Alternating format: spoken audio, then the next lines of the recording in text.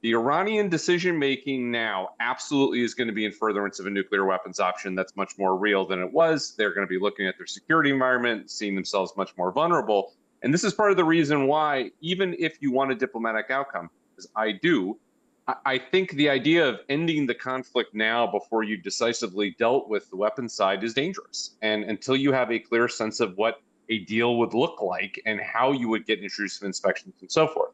The big point I would say, though, is part of the difference, and the reason why you don't want to necessarily go to military action in the first instance, is I think it's intrinsically more difficult to make a deal work after conflict, after violence, after a lot of people have died, as opposed to beforehand.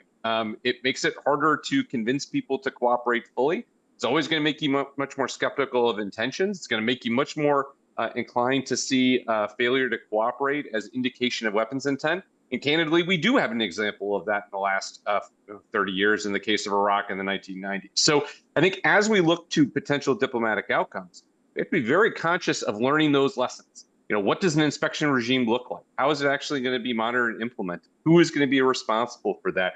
How do we set the terms for when non-compliance are found?